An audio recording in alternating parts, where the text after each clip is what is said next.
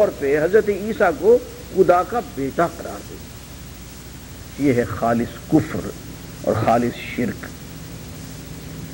عزیزان گرامی، اب نور کا لفظ بھی انہی معنوں میں قرآن مجید میں ایک جگہ نہیں سینکڑوں جگہ استعمال ہوا ہے، اور 3 جگہ تو میں نے پڑھ کے سنا دیا. حضور اکرم صلی اللہ علیہ وسلم کو نور نہ ماننا بھی بے وقوفی کی بات ہے، ہم مانتے ہیں، لیکن اگر تم یہاں پہ بھی اس کو میٹیریلائز کر لو، یہاں پہ بھی تم اگر اس کی تجسیم کر دو، بالکل اسی طرح سے جیسے کہ عیسائیوں نے سن آف گاڈ کے لفظ کے معنی سمجھنے کی بجائے اس کو میٹیریلائز کر لیا، جسمانی معنوں میں، مادی معنوں میں لے لیا، تو یہ بھی بے وقوفی کی بات ہوتی. میری بات کو غلط نہ سمجھیں، بات کو سمجھنے کی کوشش کریں. حضور اکرم صلی اللہ علیہ وآلہ وسلم کے دعا اللہم اجعلنی نورا، اے اللہ مجھے نور بنا دے. تو حضور اکرم صلی اللہ علیہ وسلم کا نور ہونا بڑا واضح بات ہے، لیکن تم اس کو اگر میٹیریلائز کرو، نور من نور اللہ کہنے کی کوشش کرو اور اس نور کے پردے ناپنے کی کوشش کرو، تو یہ جہالت کی بات ہوگی. یہ بالکل وہی حرکت ہے جو عیسائیوں نے عیسیٰ علیہ السلام کے بارے میں کی ہے. جہاں جہاں نور کا لفظ آیا ہے اس میں حضور اکرم صلی اللہ علیہ وسلم کی نورانیت کو مان لینا بہت واضح بات ہے. بس جاءکم من اللہ نور و کتاب مبین، یہ یہاں نور سے ہم حضور اکرم صلی اللہ علیہ وسلم کو مراد لے لیتے ہیں، کوئی خرابی کی بات نہیں. لیکن میرے دوستو، ہر بات کے سمجھنے کا ایک سلیقہ ہوتا ہے، ایک طریقہ ہوتا ہے. ایک شخص بات کہہ رہا ہے تو اس کی بات کے منشا جاننے کی کوشش کرو، اس کو جھگڑے کا موضوع نہ بناؤ کہ ہم نور مانیں گے تو ان معنوں میں بنائیں. کیوں ان معنوں تمہیں اللہ نہیں آ کے بتا گئے ہیں، یا رسول اللہ صلی اللہ علیہ وسلم تمہیں خود آ کے بتا گئے ہیں، کہیں تم نے قرآن کی آیت میں پڑھا ہے، اپنے خاص معنی جو تم دینا چاہتے ہو کہیں حدیث میں تم نے پڑھا ہے. اور میاں بس اتنی سی بات مان لو جتنی قرآن میں لکھی ہوئی ہے، جتنی حدیث میں لکھی ہوئی ہے، باقی باتیں اللہ اللہ کے رسول پہ چھوڑ دو. بسم اللہ الرحمن الرحیم.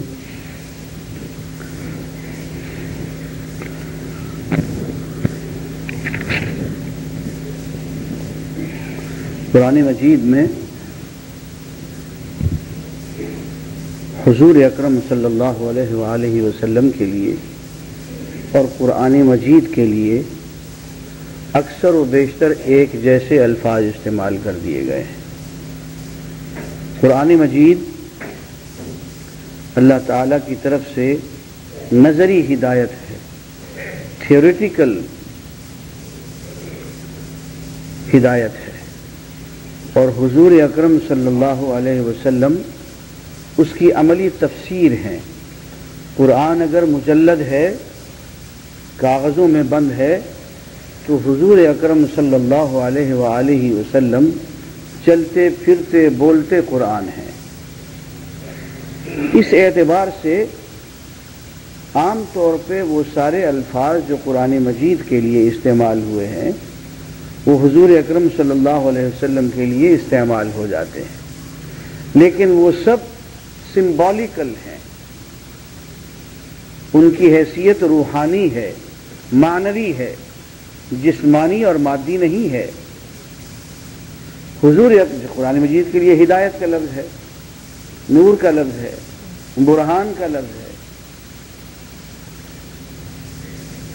میزان کا لفظ ہے. یہ سب کی سب باتیں حضور اکرم صلی اللہ علیہ وسلم کی شخصیت گرامی پہ استعمال ہو سکتی ہیں. ایک جگہ فرمایا کہ آپ اس طرح سے فیصلے فرمائیں جیسے کہ اللہ تعالیٰ نے آپ کو سجھا دیا اور دکھا دیا، بما اراک اللہ، جیسے اللہ تعالیٰ آپ کو مشاہدہ فرما دیں. تو معلوم یہ ہوا، فرمایا کہ ما ینطق عن الہوی ان هو الا وحی یوحی، اپنی خواہش سے نہیں بولتے، الا یہ کہ جو اللہ کی طرف سے وحی آئے وہی کی وہی زبان سے صادر ہوتی ہے.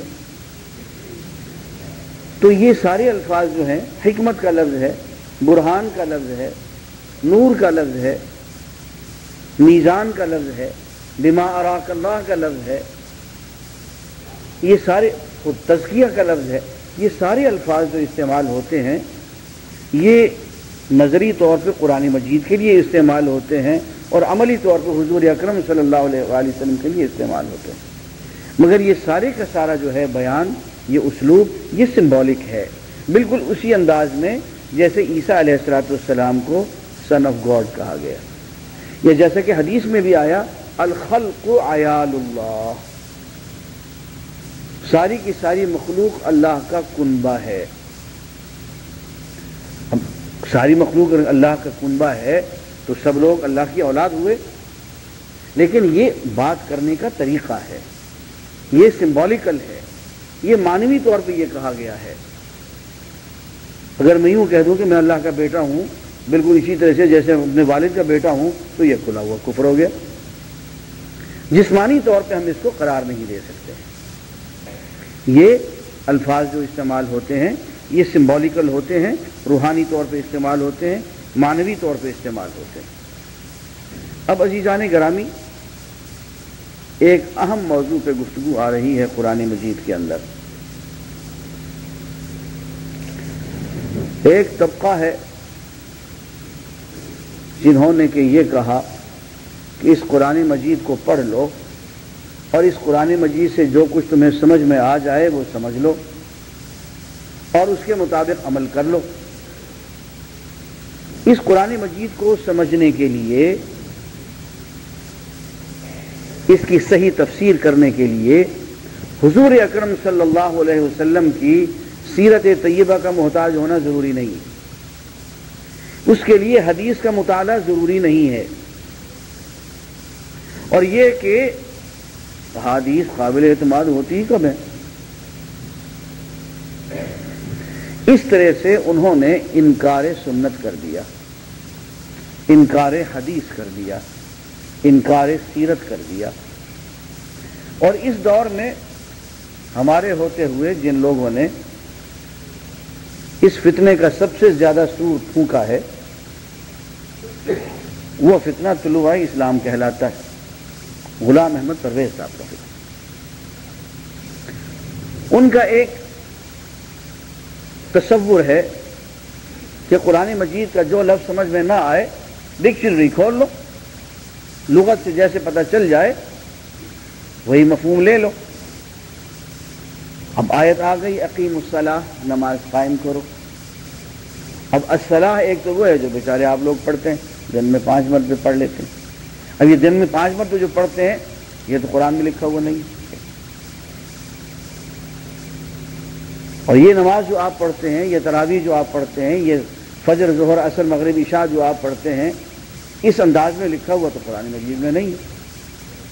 یہ تو چونکہ ہم نے حضور اکرم صلی اللہ علیہ وآلہ وسلم کو یوں عمل کرتے ہوئے دیکھا صحابہ نے، تو انہوں نے اپنا لیا کہ اللہ تعالیٰ فرماتے ہیں اقیم الصلاۃ، اللہ کا رسول صلاۃ کو یوں قائم کرتا ہے تو یہی ہے، یہی 5 نمازیں ہوں گی، ان میں سورہ فاتحہ پڑھی جائے گی، تلاوت ہوگی، اس میں قیام ہوگا، رکوع ہوگا، قعدہ ہوگا، سجود ہوگا، درود ہوگا، دعا ہوگی، سلام ہوگا۔ تو یہ نماز جو ہے یہ تو ہم نے حضور کی سنت سے سیکھی ہے، حضور کی سیرت طیبہ سے، حضور کی احادیث سے سیکھی ہے۔ اب اگر احادیث کا انکار کرنا پڑ جائے، ضرورتیں پڑ جاتی ہیں نا، ضرورت ہو گئی کہ انکار کرنا ہے سنت کا، حدیث کا انکار کرنا ہے، ورنہ باہر سے فنڈ نہیں ملتا، یہ بھی ہوتا ہے کبھی کبھی۔ IMF کی بہت سی شرائط ہوتی ہے، مثلا ایک ان کی شرط یہ ہے کہ خبردار مسجدوں میں کبھی پرائمری اسکول مڈل اسکول قائم نہیں کرو گے۔ ہم چیخ کے تھک گئے، مجھ سے کہہ کے مر گئے، دیکھو دنیا کی جاہل ترین قوم مت بنو۔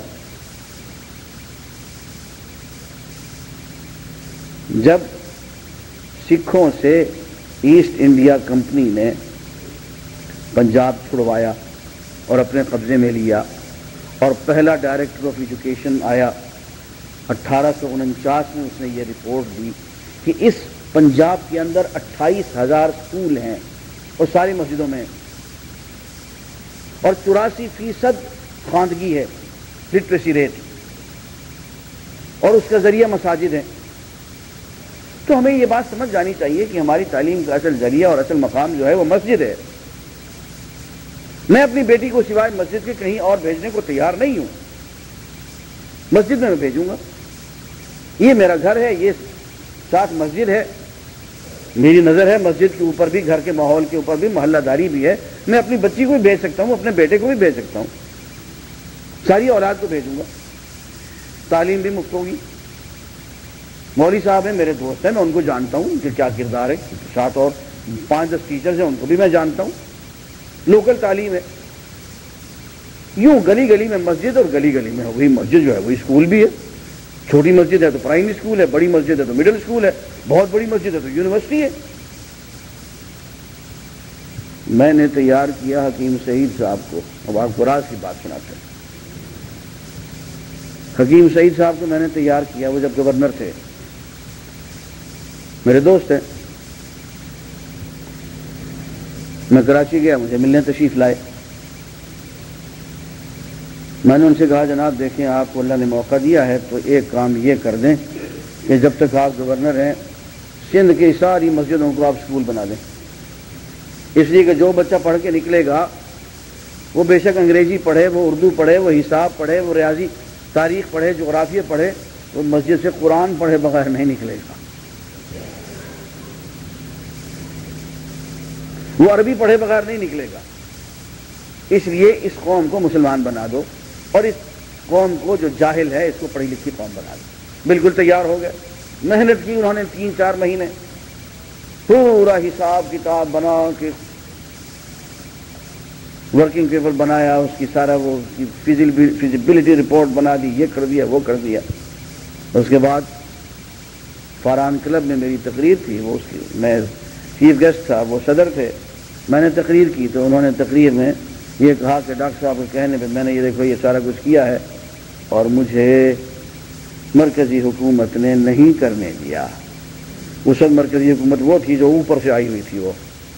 وہ کون صاحب تھے جی؟ وہ ایک اوپر سے مسلط ہوئے تھے, ہم پہ آسمان سے آئے تھے. انہوں نے کہا جی وہ اوپر والے اجازت نہیں دیتے ہاں کہ تم اپنی مسجدوں کو تعلیم کے لیے استعمال کرو.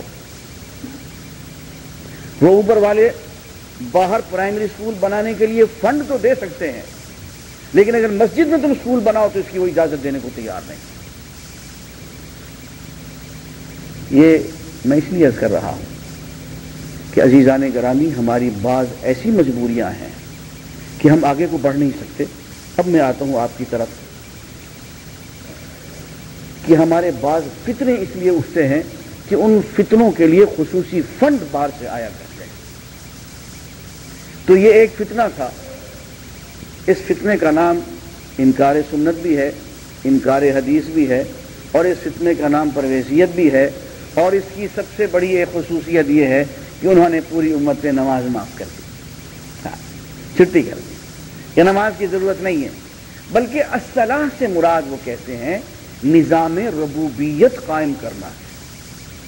ڈکشنری میں پتہ چلتا ہے, انہوں نے تحقیق فرمائی, الصلاح سے مراد ایک تو دعا کرنا ہے. کبھی کبھی دعا کر لیا کرو, جب جی چاہے اللہ سے کام پڑ جائے دعا کر لی, الصلاح کا مقصد پورا ہو گیا. ایک اقیم الصلاح کا مطلب یہ ہے نظام ربوبیت قائم کرو. اس نظام ربوبیت میں ایک مرکز ملت ہوتا ہے جو شریعت ساز ہوتا ہے. حضور اکرم صلی اللہ علیہ وسلم نے جو شریعت بنائی اس کی ضرورت نہیں ہے. اس وقت جو شرابی کبابی ہوگا وہ شریعت بنا کے ہمیں دے گا, وہ مرکز ملت ہوگا, اس کے مطابق ہم چلیں گے. اس کا دیا ہوا ایک نظام ہوگا, اس کو نظام ربوبیت. اس نظام ربوبیت میں سب کو روٹی کپڑا مکان ملے گا, سب کو عدل ملے گا, سب کی ربوبیت ہو جائے گی, سب کی بنیادی ضرورتیں پوری ہو جائیں گی. ٹھیک ہے جی. اچھا, یہ سارے کا سارا انہوں نے اس لیے کیا کہ انہوں نے کہا کہ قرآن مجید میں اس الصلاح کی گنجائش نہیں نکلتی جو تم روزانہ مسجد میں پڑھتے ہو اور لوگوں کا وقت برباد کرتے ہو. الصلاح سے مراد نظام ربوبیت قائم کرنا ہے. آئیے اب قرآن مجید سے ہی دیکھیں. فی الحال تھوڑی دیر کے لیے ہم حدیث کی طرف نہیں جاتے. آئیے اب ہم قرآن کی طرف آتے ہیں, وہ کس طرح سے نظام ربوبیت قائم کرواتا ہے. یا ایھا الذین آمنوا, اے اہل ایمان, اذا قمتم الی الصلاۃ، جب